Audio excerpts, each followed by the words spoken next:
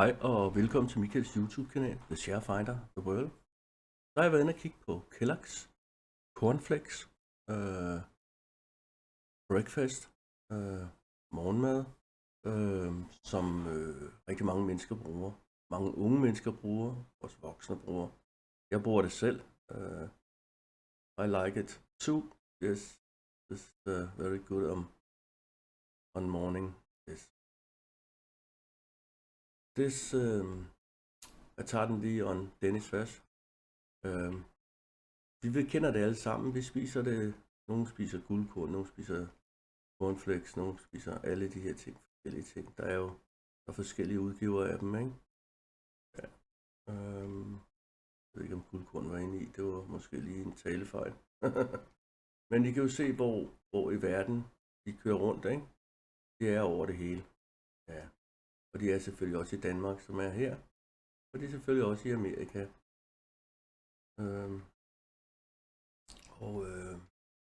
Den har jeg selvfølgelig været inde og kigge på. Jeg kan selv gå ind på deres kelloggcompany.com og se, eller .com og se. Der kan I gå ind og finde ud af, hvad der er hvad. Jeg har så fundet en side her, hvor de skriver på finans her. De udbetaler et større udbytte end sidste år, det vil sige 0,60 øre fra 15. september sidste år, ikke? Ja. Deres forretning har åbenbart været godt, ikke? Ja. Og det kunne jeg næsten ikke andet forestille mig. Så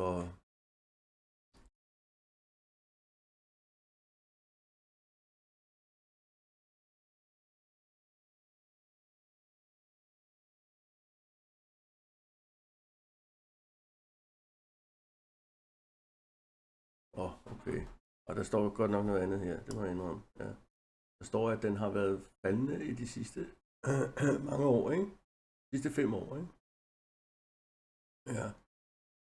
Vi ved jo, at der er jo konkurrenter til de her cornflakes. Man kan købe en pakke cornflakes, normal cornflakes. Altså hvis man skal have den originale mærke, så skal man af med nogle 28-30 kroner. I realiteten så kan I købe den en konkurrent, altså ikke mærkebaseret til 14 kroner. Ja. Det er det samme. Det er selvfølgelig ikke den der Kellogg's Frosty, hvor der er lagt sukker på, men den spiser jeg slet ikke. Altså jeg spiser jo kun den almindelige uden sukker. Så den passer mig meget godt, den til 14 kroner man kan købe. Men der er jo lavet mange Kellogg's udgaver. Der er nogle af dem, der smager godt. Det vil jeg give dem en ret i, ikke? Ja. Så hvor sundt det er, det ved jeg så ikke. Men jeg mener også, man kan købe en grov Kellogg's. Ja. Der ikke er så... hvor melet det er mere groft i det, ikke? Eller kornet, det er jo ikke mel, det er korn. Det er jo... Ja, nu har jeg glemt, hvad det hedder. Det må I hjælpe mig med. Ja, majs, ikke? Er det ikke majs, det er lavet på? Ja, det mener jeg, det er. Ja.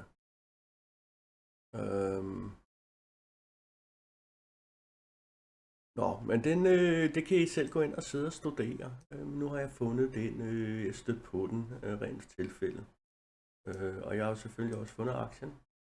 Den ligger jo i dollars, fordi det er et amerikansk mærke. Vi kan se, hvis vi går ind under profil, så kan I se, at det ligger i United States. Ikke? Og vi var her ved charten her. Så kan I jo så se, hvis man nu jeg har taget en 5-årig, som ligesom kan se, hvor den har ligget 22. Der har den jo også været dernede omkring, ikke? Den er lidt lavere nede i 22. Det kan godt være, den falder lidt mere. Det ved jeg ikke helt endnu. Hvis man går ned igennem og kigger, så kan man så se her, der kan man se, at den har været nede i... Der har den været nede i 54, ikke? Det er jo betydeligt mere, end den er endnu. Ikke? Og det var i 19. Og det er i 20. Det er coronatiden, der er lidt højere, ikke? Ja. Og her har vi 21. Og her er vi så i 22. Og her er vi så i 23. Men du kan se alt det op over, den er så har lavet, ikke? Og her er vi så i, der er vi nej, det er vi ikke, vi er i marts måned, og her, der er vi så i slut august, ikke? Ja.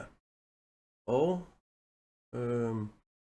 hvis man går ind i holders, så ser vi med holders herinde. Der er Kellogg's egen hvad hedder det, sådan en forening, ikke? Der sælger det, ikke?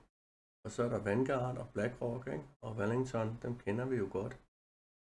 De her to her, de er sådan rimelig kraftige, ikke? Rimelig store. Det er jo det samme som Kellogg's heroppe.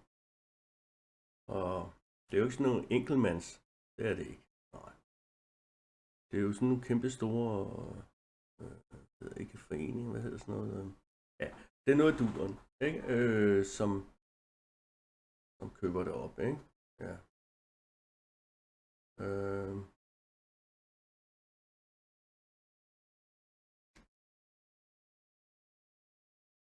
Analysen var jeg inde at kigge på. Analysen står mere til hold, end den står til køb. Men hvis man går ned her og kigger, så ligger altså normal low af 64, og den ligger i 61. Jeg synes, den ligger lavt. Man kan se, at den har været på det der hold. Det er jo fordi, at den har jo ikke haft det her kæmpe kapital overskud. Men nu skriver de så her i september måned, vil I så få noget.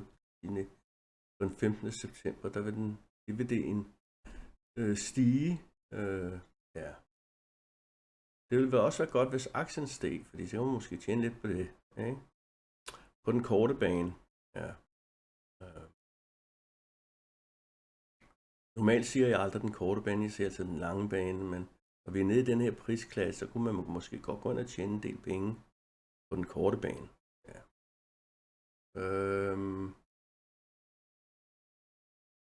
Og måske skulle man, nu ved jeg ikke, de amerikanske aktier, de kører jo lidt svagt i øjeblikket, hvor de danske, de kører sgu meget godt, ikke? Altså hvis man tager sådan lidt overset og kigger på de forskellige, så kører den sgu meget godt, ikke? Ja. Så den finansielle, hvis man så går ind og kigger her, de skriver det i tusinder, ikke? Så er det 15. I kan jo se her, den er gået stødt opad. Stødt opad. Det nu, ikke? Og profitten er jo ligesom gået med. Men det har ikke været sådan overvældende, vel? Det har det ikke. Nej.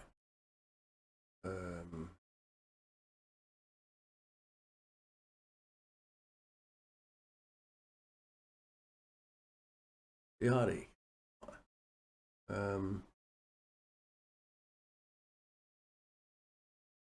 Jo, jeg havde historiske data, det er jo her, hvor vi er nu. De her 61, ikke? Og så hvis vi går tilbage til et år, ikke? Hvis den gider det. Så kan I se, at den var oppe i 76. Det vil sige, det er $15, den er faldet siden sidste år, ikke? Ja. Hvor langt den skal ned, det ved jeg ikke. Men man kan jo se her den 17. august, der falder den, ikke?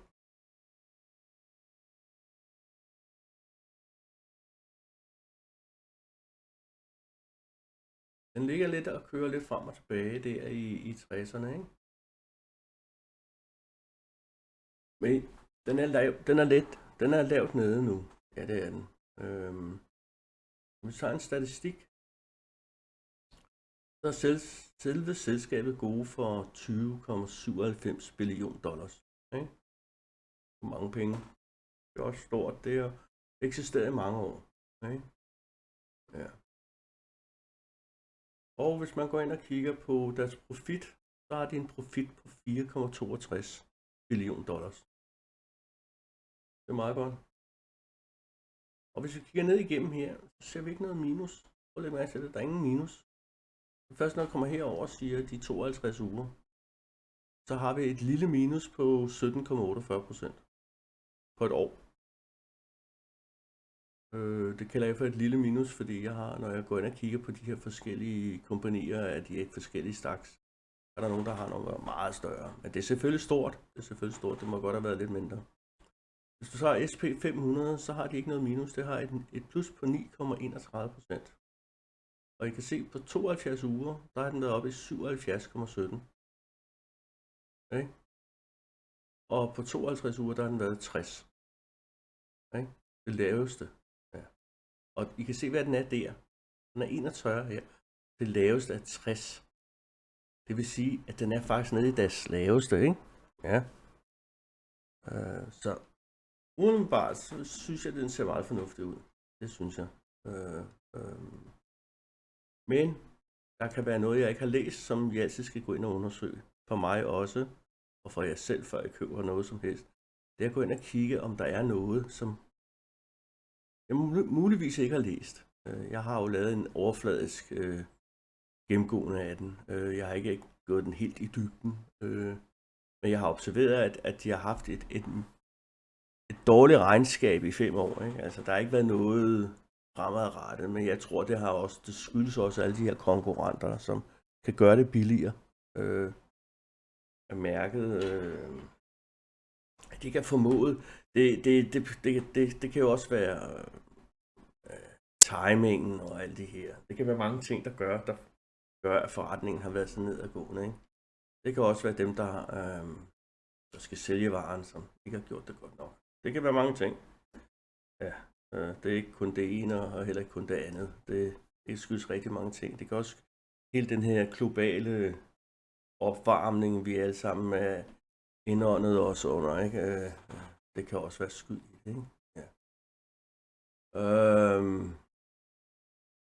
Men gå selv ind, I kan jo have den liggende i jeres portefølje, og så kan I jo bare følge den, og så se, hvad vej den går. Ikke? Altså, som den ligger nu, så ligger den næsten nede det laveste, ikke? Det er på nær $1 i 52 uger, ikke? Så det kunne måske godt være en god forretning at gå ind og investere i den. Og for the English people, I have found this Kellogg's cornflakes. Yes, we eat it, everyone. Næsten. No way. Nej, hvad hedder det? Always. Nej, det hedder det. Forget it, my English not good. It's very bad. No, I found this Kellogg's cornflakes. I think they will be very good to go in and invest in this. Right now, this is a long down. The longest down was 50. What was they here in?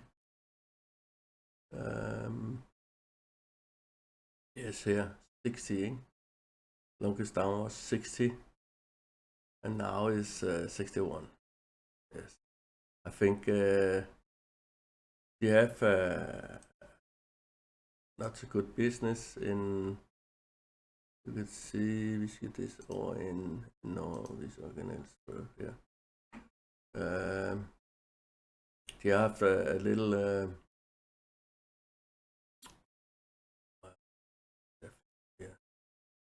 What was it?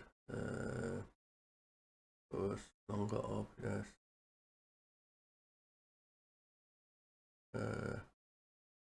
No.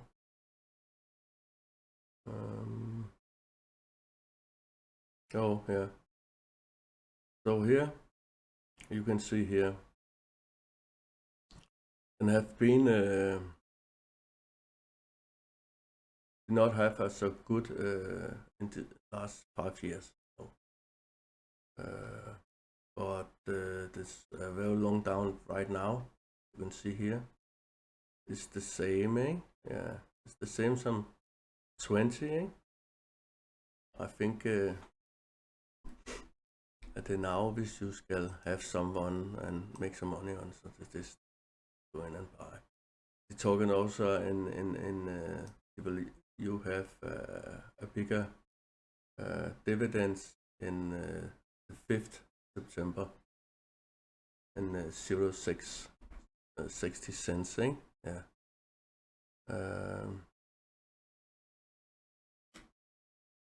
What else will say to you? This one here, we got this one down here. You can see here in holders, I say this also to the Danish people, there's Kellogg's and then Vanguard, BlackRock and Wellington. I know this people. I have seen them in a lot of my videos, and I think I did not will go in and buy something which they think this is not good. So, I have taken the analysis in hold, closer to hold.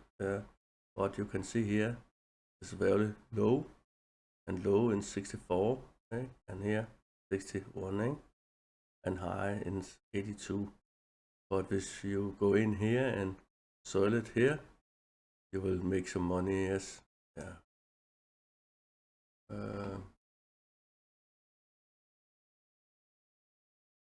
You only think you should not be so greedy.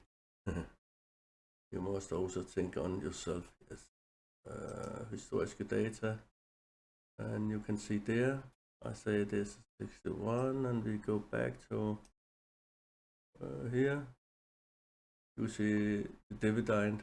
It was 59. Is higher next time. Yes, and you can see here. And last year was 76, and now is 61. Yeah, it's much better to buy now than last year. Yeah. I will have yourself go in and look. You can go in. Yeah, I have found Yahoo. You can take what you want. You feel safe with. Yes. But you can see here. It's the næsten the same som 2022. Yes. It was down in 59.85. So I've been up. I've been up in 76, and now down here again. You can see it going up and down and up and down and up and down, and now it's down, and now it's now much you go in and pay, buy someone, and then go up again, and this go up, you sell, and this go down, you buy. Yeah. Or you can also keep it. This is up to you. Yeah. I will have yourself go in and read their site and see for yourself, and see this could be something for you. Yes, I think they could be change some little money in here. Yeah. I don't have a lot of money, and I think I can change some little money in here. And you could go in yourself, and I found Yahoo. I like a Yahoo. You can have another one. I think then will come up with the same. Yeah. You can see here. Now then will go dividend in 5th September 0.6, and last time it was 0.59. And go little up, yes, in dividends. Not too much, but they're little. And go not down, but go up, yes. Yeah.